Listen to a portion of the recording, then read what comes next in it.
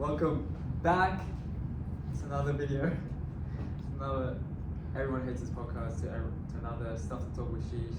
EHT, this is season 2. This is our first podcast of the year. I think this is our first podcast of the year. Technically after my solo one, but it doesn't count. But the solo ones are his, so... Yeah. Bismillah, alhamdulillah, wassalatu wassalamu ala rasulullah. Let's get into it. Let's get into it. It's been long days. It's been a long reunion, of course. It's been a minute since we got into it, huh? It's been a minute since we picked our heads, had a proper discussion. It's been a while. I don't think it's a Stuff to Talk with Sheesh video. This is just a general one. This is a general one. Everyone hates this podcast. Everyone hates this podcast. So the thing that we're discussing today is the concept of an us versus them mentality. This has been battling my mind for a long time. Us versus them. Put some thoughts into this. What do you mean by us versus them anyway? When I say what do you mean, I mean in what context? In the context of, I say in this life, in this world, when you're doing any sort of action or any sort of experiences, how you react to people, how you interact with people, how you build relationships, how you even make connections in this world. I think that there is a huge detriment when you put it into a us versus them mentality. There is a huge detriment, in my opinion, because once you start categorizing people into adversary and non-adversary, I think your brain splits in two, and you can act irrationally in some sort of way. Have you ever found yourself acting irrationally because of that? Not acting irrationally. I just see it as an observation in many parts of the world. When do they adapt an us versus them mentality? Because it's never us versus them. Why? It's always you versus you. It's always you versus you. We've had this discussion before, me and Twin, that Indian episode when we were in India. Yeah. Everything relates back to how you perceive it. Pain, let's say you got stabbed by some person. Yes, it's that guy's fault, but how you perceive of that, how you perceive that pain is you. You cannot essentially you cannot react to it at all and not see it as pain. But so where you're coming from when you're coming from a us versus them mentality, what you're sort of meaning is that victim mentality. Victim mentality, yes. That sort of idea that, you know, when things come across you and they're bad and whatever, you don't blame it on the situation. You say, I'm gonna take it upon myself to act in a certain way to, you know, navigate the issue the best I can.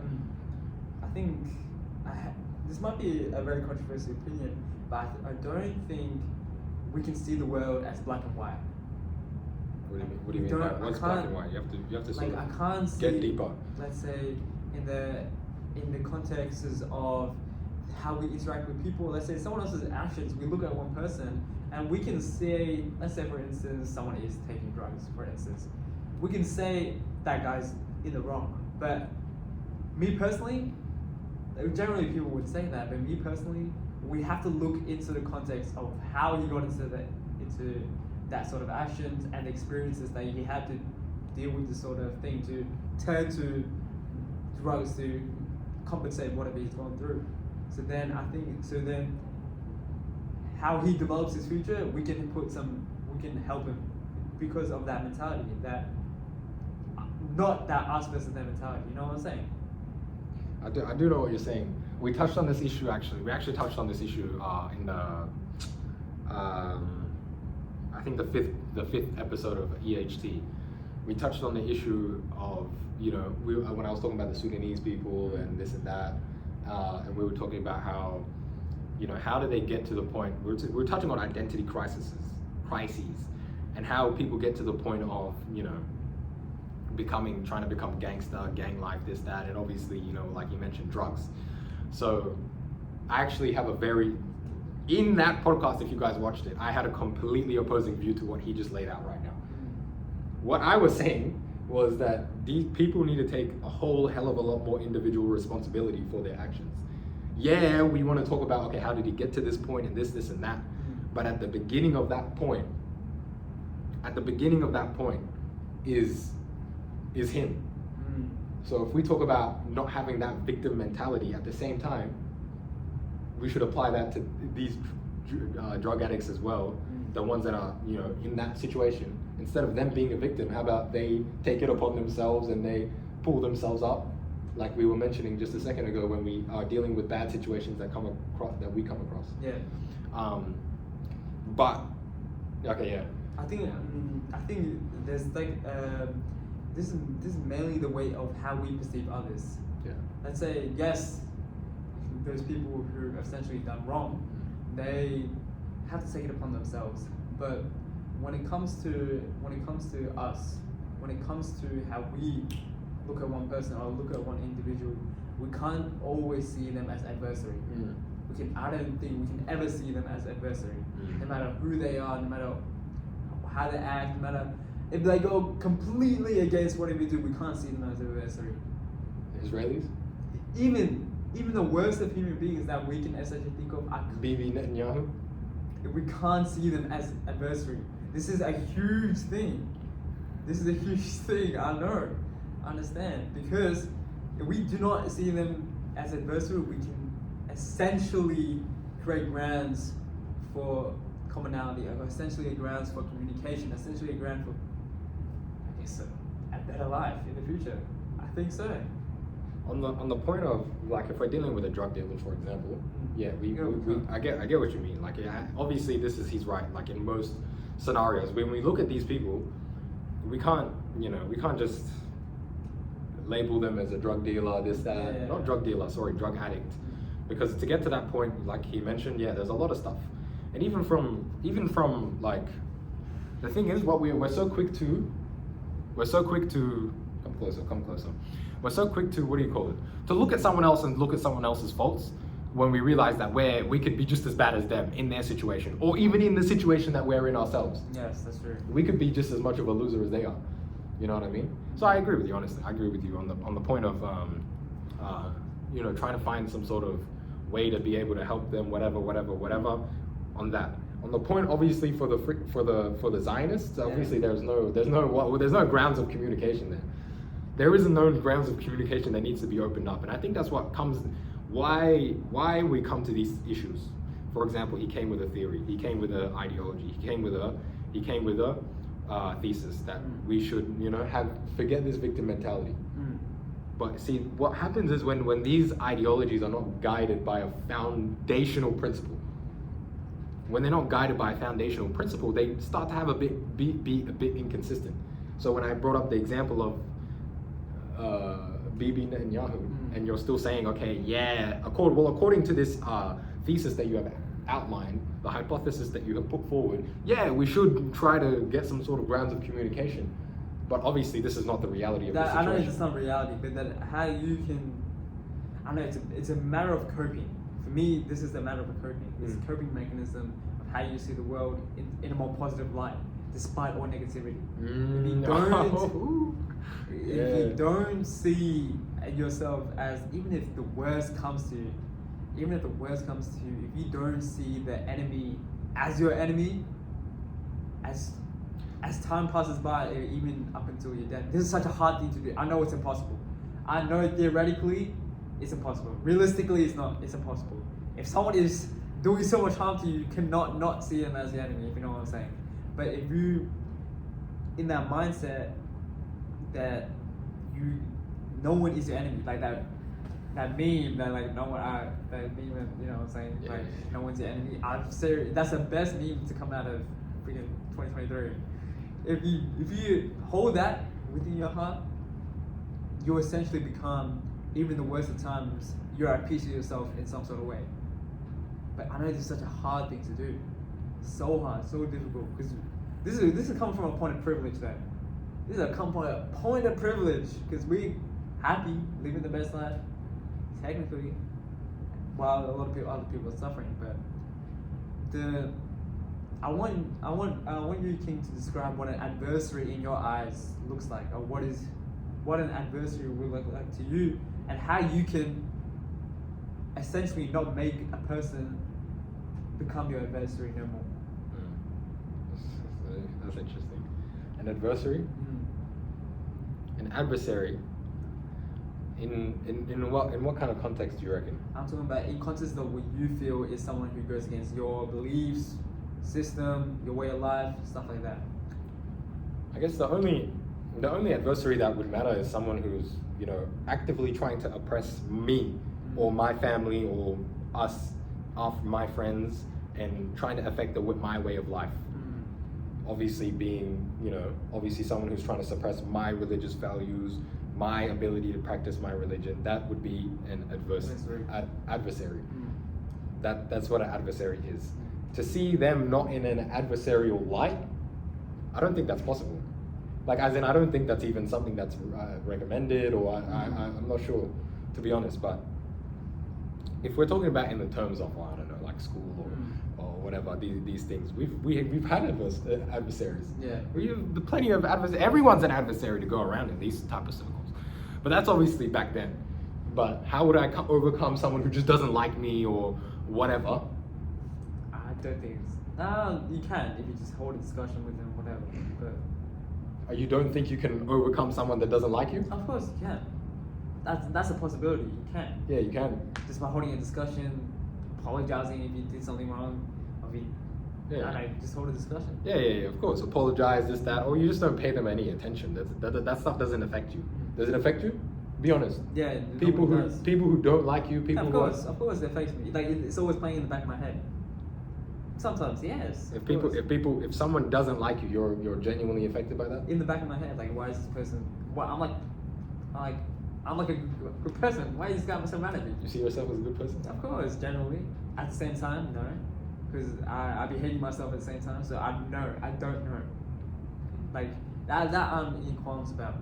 I want to say, where in this world, I'm talking in the context of the world, where do you see an us versus them mentality a lot played out? A lot. So I was going to ask you that same question. Where do you see it and where you can solve it? I want to get political here, geopolitical for instance, especially. Where do you see an us versus mentality, and I want to know how you can solve it. Us versus them. Well, politics is obvious. In every politics, it's us versus them. Every major political party is us versus them. But to be honest, there's no solving any of those types of issues. Not solving at all? No, there's no solving. There's no solving. I think I was watching Muslim Lantern, or I was watching one of these guys, maybe the one with Sneeko, or one of these things. I was watching one of these videos. Basically, like, no, it was Sneeko. It was Sneeko on the finance podcast, that one, Strike It Big podcast. Do you know that one? No, you don't. I miss the old Sneeko, man. I like the old Sneeko. He was just so artistic, in my opinion. You know. You kill me, man. You kill me. You just hate. Anyway, I was watching that Strike It Big, and basically what he was saying in his Letter to Mecca video and in the Strike It Big one video, he was saying how he went to Medina, Mecca, etc. Oh yeah, that was a real good video. Yeah. Really introspective, like this. Yeah. So what do you? I'm talking about once he steps out, like does his, like those videos I love. I'm talking about once he becomes a streamer. Once he becomes a streamer. Yeah, fair enough. I don't know, tries to bait people, like, I don't know, just recently there was a controversy. Keep going. What, with Gideon? No, not with Gideon. I was talking about in this huge live stream event, no one liked it, no one was talking to him, and then he started like flashing a bunch of people. Because he puts people in lose-lose scenarios. Like he makes them do controversial questions, stuff like that. Basically us, but in a bigger platform where there is a detriment. Keep on. Yeah, I was watching what he was basically saying. I think someone was trying to get into this.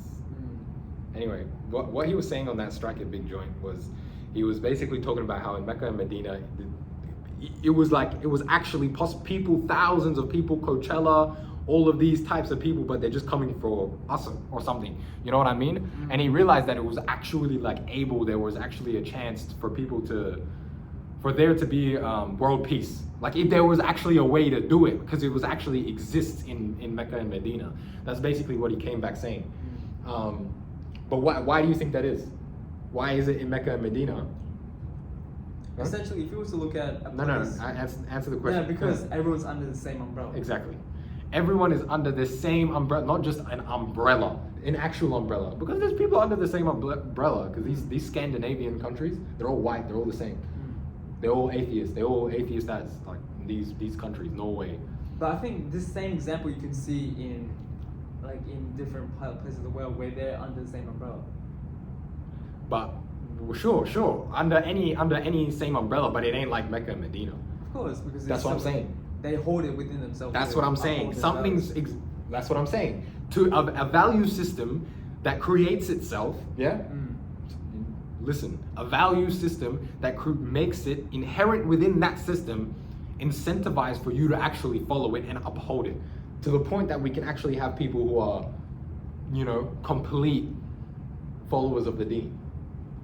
Is there any other religion where we have proper millions of people followers of the deen like that?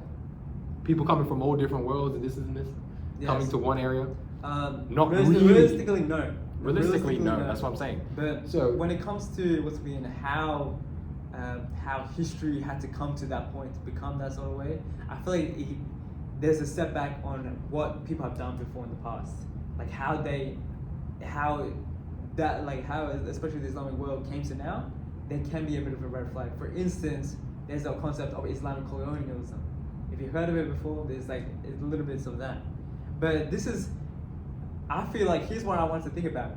Do you think those people in the past who've set up this world now had the us versus them mentality, and how? Because I feel like what their portrayal of what what we think is our system, our values, and all of that, I think in the past it's been skewed. How they did it I think it's horrendous. That's why we need to change it now. How we got to the point we are now? Well, just to clear up that last point, the last question was obviously how can we, any of this us versus them mentality in this world, and how can we fix it? Obviously everyone becomes Muslim, everyone becomes practicing. That's how we fix it. Or everyone becomes just one sort of mentality. No, not necessarily, because we touched on that point. Why would everyone become one sort of mentality? There has to be a value system that actually fosters everyone to have that God consciousness. In Islam, it's God consciousness. Yeah, but in their view, it would be to actually follow it. What reason would you actually follow atheism? Or it would just become this, and that. What reason do you actually follow Christianity? It would just become 5,000 denominations. What reason would you actually follow any of these things? That's the main issue. So we've done that. And the question that you just asked, can you ask it again? So, to get to the point where we are today, to get to the point of where we are today in regards to our values, our way of life, even in Australia and all over the world and stuff like that, I think people have made a lot of mistakes, like horrendous mistakes. Well, duh. But I'm talking about like even then, what we can view as something as positive, for instance, Australia. For instance, a good thing is like the spread of Islam. I think it can be skewed, and what they did in the past was so negative. How they did it was so horrendous. I am actually so sorry. Some bits of it, yes, it can be a bit positive. Some bits of it they did okay. Dude, when it comes to how they administered a system to create a world, I think there was a detriment. They created so much more. They created, in a way, a bit of pain as well as a success. I'm not denying this. It's like the same thing as Genghis Khan. People like Genghis Khan, but you're effed up a lot of people. You're getting in very hot waters now. Yeah, I understand that. You're operating in the most hot waters. But you got to look at it. You're operating. You are going towards who knows what. We're not okay. First of all, we have to realize. Okay, obviously, what you're alluding to is the fact that done by the sword. Okay, that's it. Okay. That's literally it. Done by the sword. I'm against everything with the sword. Let's not beat around the bush. I'm against anything done by the sword. Violence is never the answer. Especially with this us versus them mentality, you can never use violence. Okay. Now we're unless it's defense. Unless it's self-defense. We're getting in very murky waters. Unless it's self-defense. That is final. I think that is final. What's final is the Quran. That's what's final. Okay. So let's start there. There are many verses in the Quran that talk about fighting. Not many, like there's you can read them. We can tackle them. Yeah, some of them are in self-defense. Are some of them in not self-defense?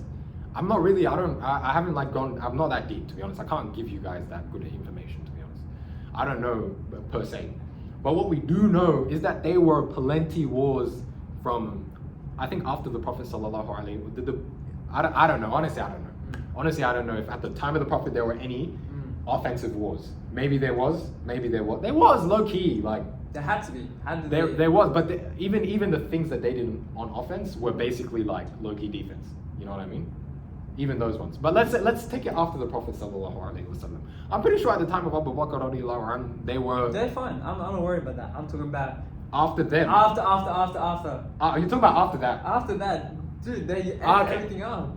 After that, anything can happen. Yeah. So you're saying after the four Khalifs, everything. Yeah. Okay. I'm talking about when everything started splitting. Okay. I'm talking about everything started splitting. Obviously. Okay. Even this is we have to go back to the context. You're not too, but okay, yeah, go. We have to take it back to the context on how we, now see the world today. A lot of the separation that people feel is because of history. A lot of people, I think a lot of people, separation what people feel is because of history. Mm-hmm. My biggest preaching point, hold on to history, yes. Understand why people done wrong, understand why people done correct. Understand, that is it. We can't hold that history in our hearts and just raise so much contempt at some person because what? Because of history, because of something that happened way in the past. You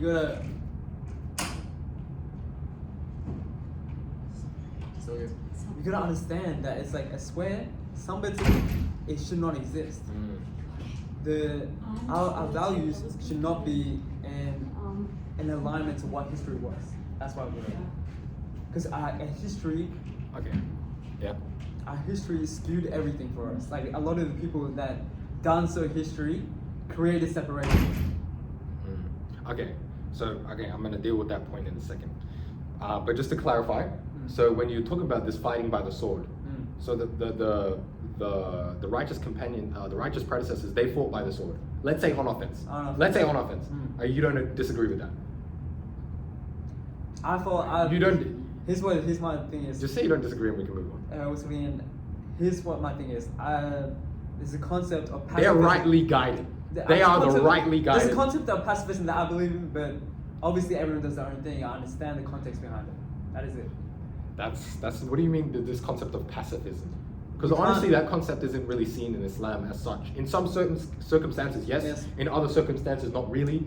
So I'm saying, why are only in self-defense? If there was. Okay, how about the four rightly guided, righteous predecessors?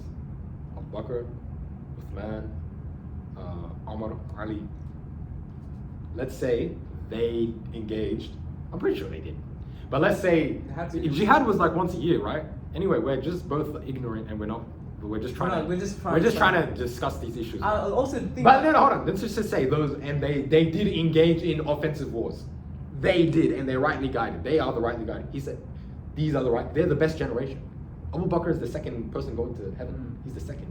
So for example, let's say they did. Do you believe yes or no? Do you believe that is right, yes or no? He's the second person going into heaven. Do you believe yes or no? He is the second. I can't put no questions to it. So you're saying yes or no? Yes. Yes. But like when it comes to, you gotta understand. You gotta understand. The context of these people where they had to build an empire. So when you're building an empire, you're doing something. That is something we can say against. But pacifism is the only way. Pacifism is the only way. You have to be. But pacifism, you're bringing, that's saying feminism is the only way. Do you see how that's the same conversation? That's an ideology that you came up with and you're bringing into... No, this is not an ideology that I came up with. Well, who came up with it? It's some... A human, right? A human. Exactly, and then you're bringing it into this framework because we're both Muslim here. Yeah. So this is our framework. So I'm saying you're bringing it in here. Why? This is actually what the Muslim Lantern said. This is actually the point. Really, this is a good point Muslim Lantern said. And he was talking to Sneeko, and they're discussing these issues about, red pill, feminism, etc., right? And obviously, we've heard about the red pill helped me get out of my abusive marriage. But these things from these people, and the red pill, this and that, because it has some benefits to it. Feminism, originally, there was some benefits to it. Women were, whatever, this, that, whatever, they couldn't even work, or I don't know, man, whatever. But you know what I'm saying? Originally there was some reason they came up with it. There was like it had some merit. Yeah, right? Yeah, Yeah, or no? obviously, yeah. Yes or no? Yes, yes. Yeah, of course. There obviously women were obviously less. They will get beat all the time or whatever. So there was some merit into it. But the whole point of Islam, why it's the final message and why you can only believe in this, whatever good, yeah, it was in that message, whatever good thing that was in red pill, feminism, pacifism, all of it. Yeah, I guess. All the Everything good, is section under one. all the good things that we in that, take it, extrapolate it, extract it. It's already in Islam. So why are you bringing that into something that's already perfect? That's the question that needs to be answered. Pacifism, of course. When it comes to Surah what? No, when Kafirun. We have the verses there that say, "Lakum dinukum waliya din." When it comes To you have your religion, to me have my religion. when it comes to dealing with I the will never scenario- worship what you worship. You will never worship what I worship. You have your religion, me have my religion. When it comes to dealing with any sort of scenario, It's there. everything's a bit there. There's your pacifism to hang on to. There's a bit of it. Everything that you when you're dealing with a scenario, I'm talking about just in general, about life, how you deal with the scenario, you have to treat it in a way where, look at what happens if I'm in that person's shoes. Have to. I don't know where you're 100%. taking it. Yeah. 100%, you have to see where, how do I see myself in that person's shoes, and then we can fix something about it. Because the whole point of it is to fix problems. The whole point of this, not to have an us versus Yeah, them but mentality. we're going into your aqidah now. Yeah, I know that, but I'm saying that Because all, now we have to figure out what is this? the whole point of this is to fix problems. Okay. And fixing the problems comes to having a you versus you. If you can do better, then you're burying yourself you. That's the whole point. That answers everything, basically. That answers everything. That doesn't answer anything, because the question at hand is, why are you bringing something that is man-made and it is already like I No, it's not man-made. Why would who not? made pacifism? Pacifism has already been a concept. It's like science. Science was always here. It was always here, but we just had to get Yeah, into it's so it. science. It doesn't matter. Why are you bringing science into the religion? Why are you bringing pacifism into the Wait, religion? I didn't. Oh, anything that's that human. Why are you bringing it into the religion? Wait, I didn't think. Like, here's what I see. What's Here's- pacifism then? What are you saying then? Pacifism is just This is like- this is an ideology, man. But Pacifism is an ideology. But ideology has always been rooted in something that is above everything else. Don't you not get that? Get this? It's like science. There's always been a TV. There's always been a TV. Just think about it. There's always been this stuff and the. What's Science. You know what science is? Wait. There's always been a TV. Essentially, think about it. There's always been a TV. Yes. But we just haven't been. We didn't put it together. We Sure. didn't put it together. That's Okay. basically the exact same thing. No, that's not. Science is our human understanding of what was already there. Our human understanding. Yes. Our human understanding of what was already there. Our human understanding of what was already there. And pacifism. Science wasn't already there. Theology is the exact You know what same the thing. science was created. The scientific method is science. That's what science That's is. what science is, That, but- no, hold on. Just but- wait a second then. Science is the scientific method. We actually already argued about this. I remember when he wasn't even a Muslim. We touched on this issue. We were at Gamis. Science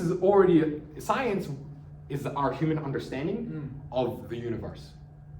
Yeah, I understand. But science itself got created when the guy made the scientific method, whoever that was. I don't know who it was. You did the scientific method. You did biology, observation, limitation, method, whatever, rubbish.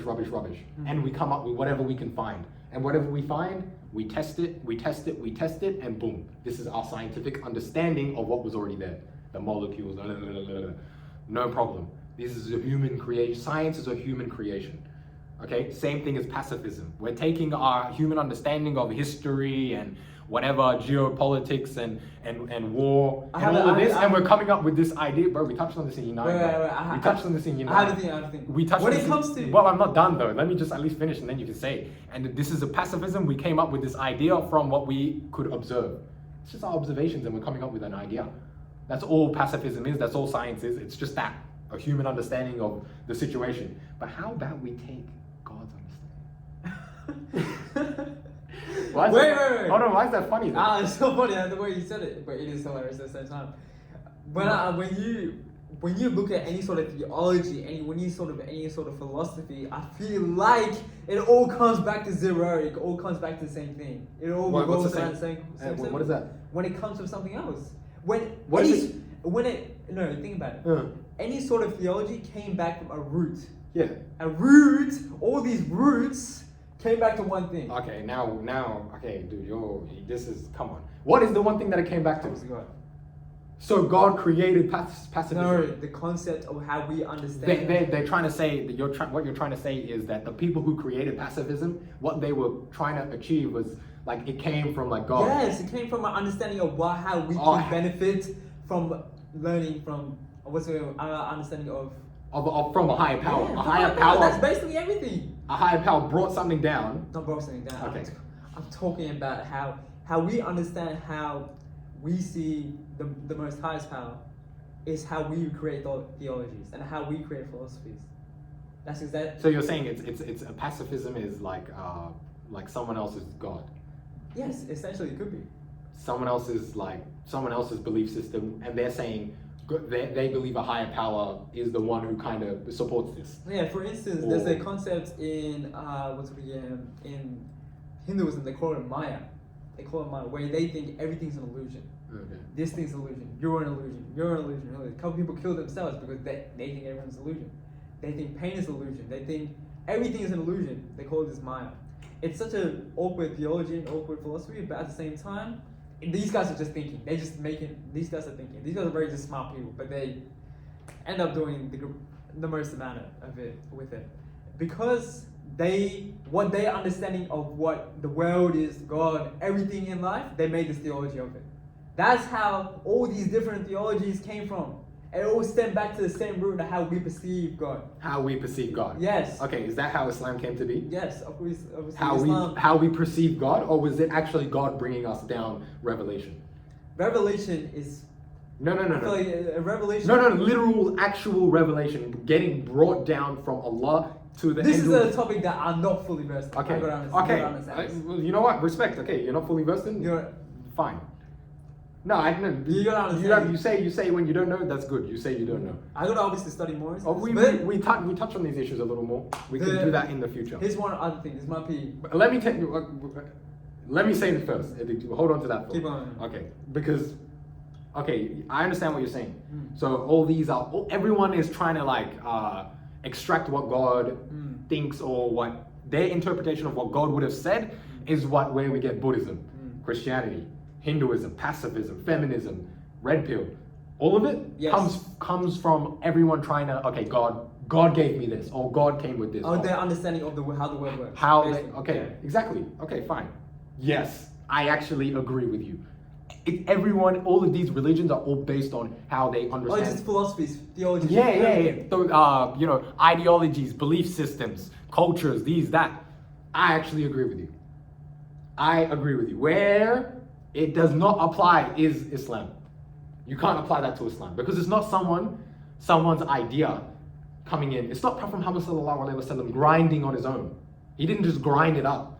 That's what the Christians say. That's what you go on these I'm in these Facebook groups, stupid Facebook groups, and they just You're saying the most? They just say anything, bro. And these Christian ex-Muslim Facebook groups. And they just say anything like this. That's basically what you're saying. Muhammad. I didn't say this. I'm not saying that you said that. Stop I'm sorry. Please. I'm sorry. Do you forgive me? Yeah, sure. Bro. I'm sorry. I'm not saying that you're saying this, but I'm saying these ideas. Let's say these ideas. I'm not attributing. Yeah, I'm talking about this. I'm not attributing it to you. But the whole concept, these is what the kuffar will say about Islam, that it was just created by some man. And they talk about Hurul Ain and all this, that. He just got them riled up. That's why he got so many followers. Sallallahu Alaihi Wasallam. But it wasn't him grinding. It was actually legitimately brought down by God. God gave it to who? The angel Jibril. Jibril taught Prophet Muhammad Sallallahu Alaihi Wasallam the what? The Quran. Iqra bismi rabbika alladhi khalaq. Read in the name of your Lord, who created humans. So that's the first verse that was revealed. And he was taught, and that's what, and so actually literally came down.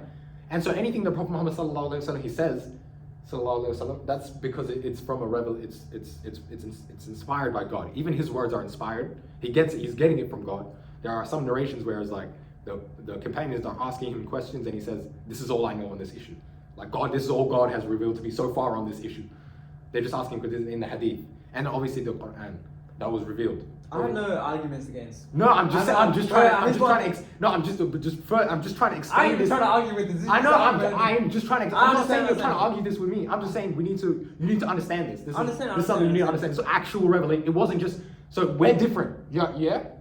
I understand. There's a separation. Wait. Okay. Can I come to one Okay. thing? Come. Coming back to this us versus them, do you think it's right if we separate everything into haram and halal? Huh? If we come back to an us versus them, this is a very controversial opinion that's been brewing in my mind. You know what's funny about this topic? Well, Say it first. Is it right to separate this world into haram, halal, good, bad, and Christianity, evil, good? Whatever. Everything, I know how Christianity thinking. Every sort of thing, everyone is split apart into two: good, bad, evil, right, evil, good, right, wrong, all this. Mm. Do you think the world should be split into black and white? The thing is, the world is not black and white. Well, it's definitely not black and The white. world isn't black and white. And you know what's funny about that point? We've actually been touching on it. Because this comes back to the us versus them mentality. Black Black and white. telling me Evil, about how in these different podcasts, and they actually talk about this issue. Back at the time of Imam Malik, you know Imam Malik? You know how you have like the four great Imams? Yeah. Abu Hanifa, Imam Ahmed, Imam Malik, Imam Shafi. Okay, at their time, when Imam Malik was giving out fatwa, you know, like when someone comes to him and asks, do we have to do this? Is this obligatory, or is it not? Is this haram or is it halal? Is it hard lines? These very hard lines. You know what they used to say? I would leave this off. A righteous person wouldn't do this. This is not of the character of a Muslim. You know, these types of things. They wouldn't say because they No, we can't do that. No. Because they're giving their, at the end of the day, that's their opinion. These are opinions at the end of the day. Obviously scholarly opinions, It's obviously your perception well versed of opinions, obviously there's a Your salaf perception of and etc. But at the end of the day, it was like imagine you're trying to give someone the way to handle a situation. You're not gonna, you know how there's a meme that goes around. This is me kind of out of my own, but you know how there's like a meme that goes around where it's like me giving all this advice to my friend and me at the end saying, Lamau, I don't know though. Yeah, Lamau, I don't know though. Because these things are not like black and white, you know, it's not like if you follow. Obviously, these are the four great imams, the madhabs that have, the madahib that have lasted the test of time. Obviously, if you follow any of these, you're all right. You're fine if you follow any of these. You pray like, or whatever you pray like, it doesn't matter. You live a righteous life, obviously. According to the sunnah. Anyway. But that's how they used to give out their fatwa and their rulings that they would give out. It wouldn't be haram, okay. Halal, okay. Fard, okay. Wajib this, recommended this, sunnah this, makruh this. Not so how we have it in the books of fiqh. If you open up books of fiqh and okay, how do we pray? Okay, boom, boom, boom, boom, boom. Really, at the beginning, it wasn't like that because these things are not black and white issues. That's why there's so much fitna within the Muslim community. That when obviously you might not know or whatever. These sects and this and this and this, or whatever. There's so much fitna because we're all trying to like interpret something that was old or the fatwa that was given at this time. But in every single individual moment that we live, there could be a different ruling that's applicable. It's not so black and white, you know? Like there's examples, obviously, one of the brothers at the masjid was giving us examples of how, in the books of fiqh, it says it's haram. It's haram to go to a wedding that has music in the Hanbali madhab. Hanbali is one of them. You're obviously saying a lot of people indulging. But I can't say nothing against that. But it's haram to attend a wedding that has music. But the brother that I'm talking to, his sheikh, who is obviously well versed in the Hanbali fiqh and so forth. Knowledgeable man. Of course, he's a sheikh, like proper, like Egypt, like proper, like. He said that you have to attend because the base ruling, the default ruling is that someone invites you to a wedding, you have to go.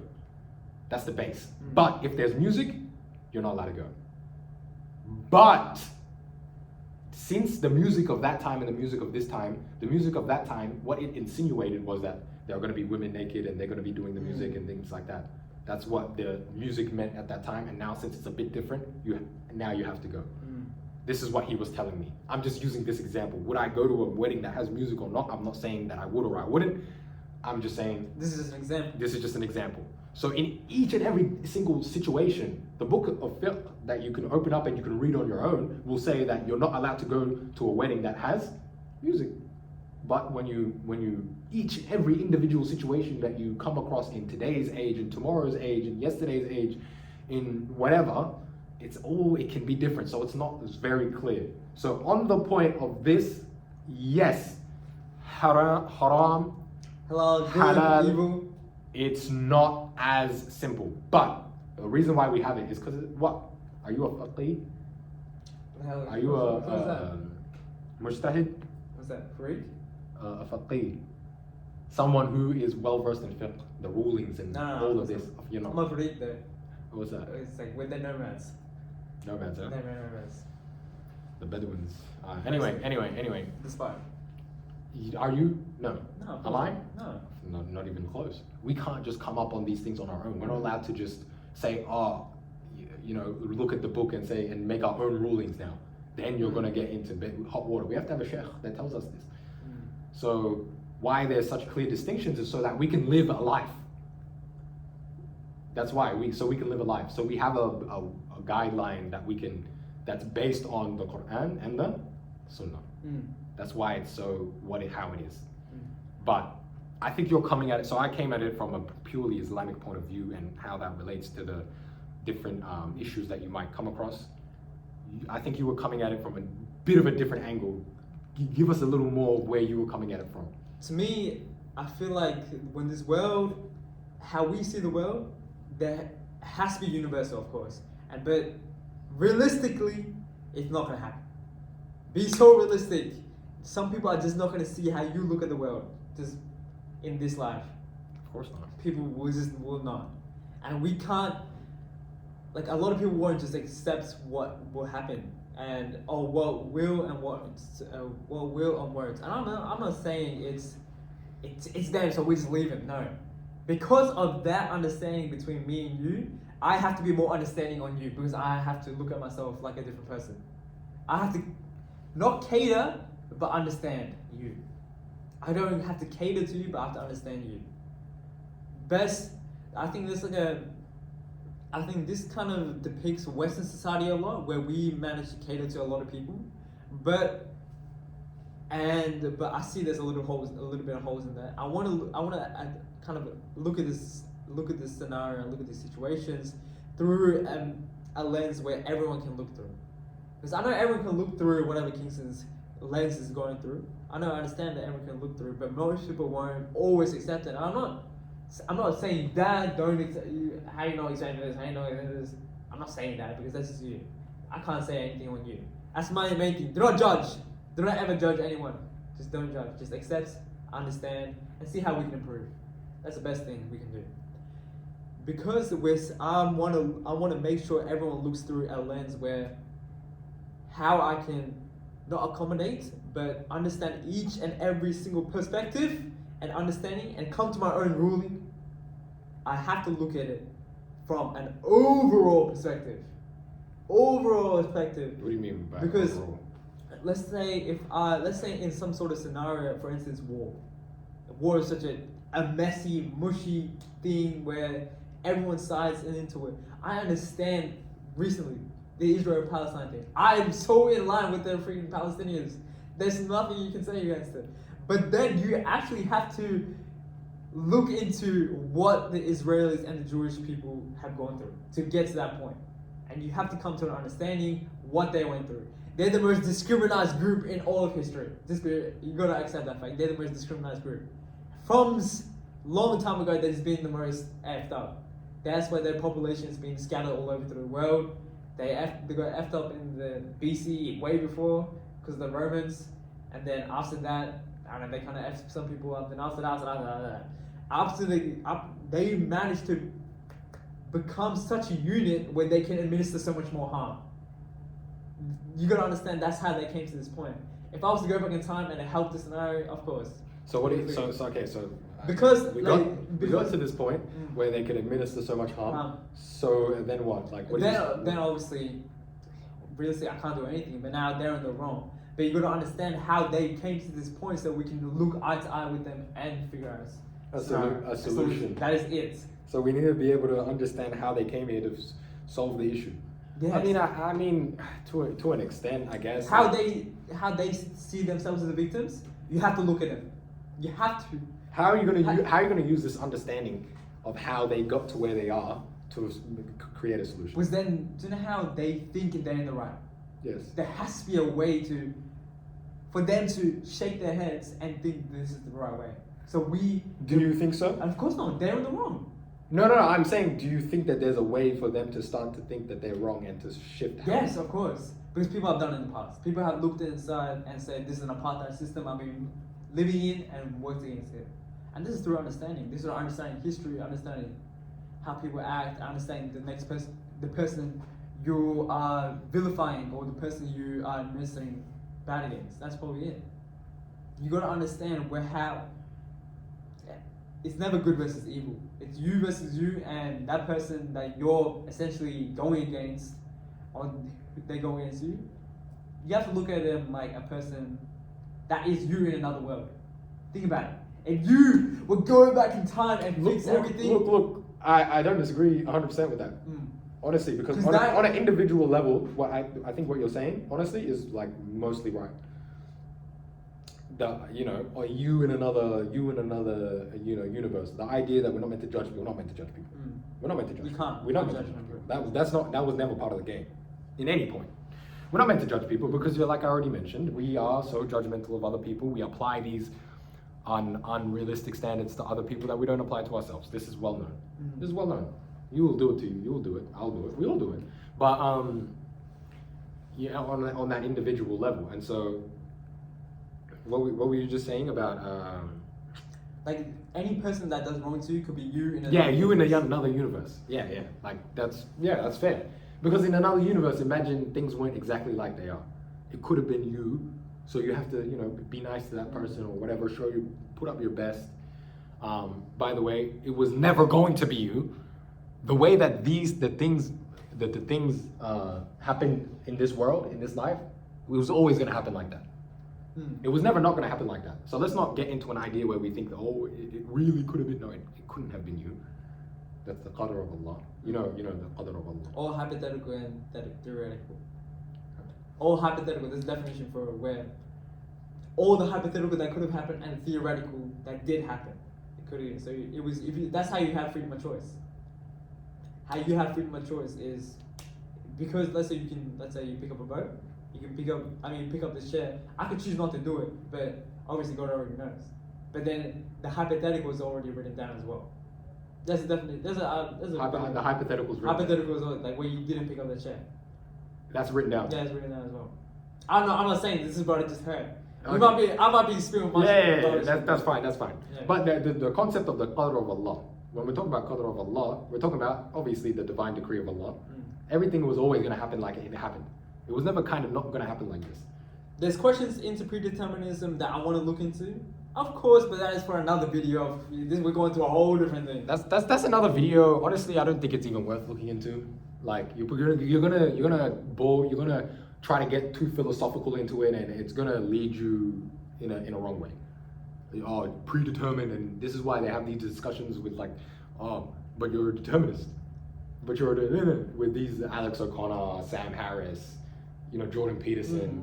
These guys. They have these sort of pseudo-intellectual conversations that they try to have, and about this sort of stuff. It will do is just confuse you more. But you understand that the way that the things happened were always going to happen. I just wanted to clear that up, But when I say obviously when I'm saying it could have been me, I don't literally mean it could have been me. But the fact that the idea that like I'm no better than this person. That's what we were trying to get to. We can't be no better than that person over there. Even if you're the most perfect, someone else looks at you, even if you're theoretically the most perfect person in the world, that perfect person in the world wouldn't look at someone else be like, I'm better than this person. You're no better than that person. Yeah, we're no better. No one, yeah, we're not better than this. Obviously, but, especially Muslim to Muslim interaction, you can't see yourself as better than them. obviously, in that sense. There was one thing that you mentioned before about pacifism, and I was gonna circle back to it, but we deviated way too far, like, since then. I forgot what you said, but you were like, I think it was like in regards to the like sort of ideologies and stuff. You were saying something about pacifism that I wanted to circle back to, but I forgot. I've been trying to remember this entire time. I forgot to. You were saying how it was high, or it was what guided you, what guided you. It's what you use. It's the. Yeah. What was I saying? What were you saying? Anytime I treat a scenario, I use that as like, obviously, I can't administer harm to that person. I'm trying to avoid every sort of scenario where I'm administering harm. That's probably the thing that was coming across. Yeah. I mean, that's fair enough. You're trying to avoid, we're all trying to avoid harm. Verbally, mentally you can administer harm, I don't know. But physically as well, I think that's the main thing. That's the main thing that everyone should come across. You can't administer no harm. In any situation? In any situation, unless it's self-defense, obviously. Do you think that there is a situation where being on the offensive is required? No, I don't think there should be. But I don't know. To be honest, I haven't looked into that. Yeah, same. I haven't looked into it either, so I'm not gonna speak on it as such. But I think that should be it, boys. Definitely. Good 50-minute video. Anything else you want to say? Last comments. Not really. We tackled a couple. It was a good discussion. It's a good discussion. Productive discussion. It's been a minute though. Guys, it's been a while, man. Get in touch, like, comment, share. We want to hear what you guys have to say all the time. You know, what was the first craziest thing to me is when you came back and you said that someone DM'd you off of when they watched the podcast and they gave feedback. What was this? Oh yeah, I know what you're talking about. Yeah. Big up that guy. If you know, you know. I think it was like maybe more. It happened like maybe twice. But that's probably the most interesting thing, seeing what another person would think of what we're saying. Because I don't know. I feel like I don't know. It's been I can't see anyone else listening to us. This is just a journal. You know, this is just a journal. It's a journal. Yeah, that's what it is. Yeah, that's what it is. That's what we came into this even thinking. We're just creating this so we can look back on what were our thoughts. Because you know what was crazy? I was looking back on the last podcast we did, or maybe the second last one. I kind of hated myself. I like you hated it. I like you didn't like it. What was I saying? I like you didn't like how I was acting and stuff. Like my fists were horrendous, and my theology and philosophy was horrendous. Yeah, I don't know. The way I was just coming at it was a bit wrong. Yeah. The way I'm coming at it was a bit wrong. That's self-development though. No. You know, you're improving as a person. Do you feel like you've improved since our last installments as a group? Because there's a lot has happened between that installment and our last installment. We obviously had that the India podcast that Sanat and Undi they put out. And then I don't know. I'm not sure if I improved. Like I can say that. As a person, do you think person? No, I don't think so. I think I'm still the same since I was freaking year 9. But I'm a little bit smarter in little things. I just want to. That's improvement. That's what it is. I can't see self-improvement in myself unless it's physically, which is just a gym. I can see I'm a little bit more wham, but that's probably about it. That's why you hit the gym. Yeah, because you can't see self-improvement within yourself, so you have to see. So you have to see something there. So you have to. We'll see something there. I think that's about it. See you guys the next time, man. I know this is a quick. I wanna see where the other EHT brothers in. So I want to see more discussion. Where are they at? Might do another stuff to talk with Sheesh and we'll see what happens. Yeah, we'll probably get one more out. Probably get one more talk with Sheesh. We'll probably get one more EHT, a couple more EHTs before the end of the semester, inshallah. One thing I wanted to touch on was actually your previous podcast, the one that was uploaded just a couple days ago. But I don't know. Should we do that off camera or should we? I think we do that off camera. We'll do that off camera. Oh, we'll do it in another video. We do it on another video. We do that off camera anyway. I think it's another video. This is another video. We might be back next week, guys. Yeah, we'll see what you might see us next week. You might not. This could be a regular segment. Kingston versus Sheesh. Because we're here. We're actually we can show up. You know, we're on campus. I don't know. Sanat's wherever, Amar's wherever, Becca's wherever. Kwang wherever. Actually, me and Kwang. I mean, Kwang we could get him somewhere. We'll see what happens, guys. We'll see. Anyway, assalamu alaikum wa rahmatullahi wa barakatuh. We'll see you guys in the next one.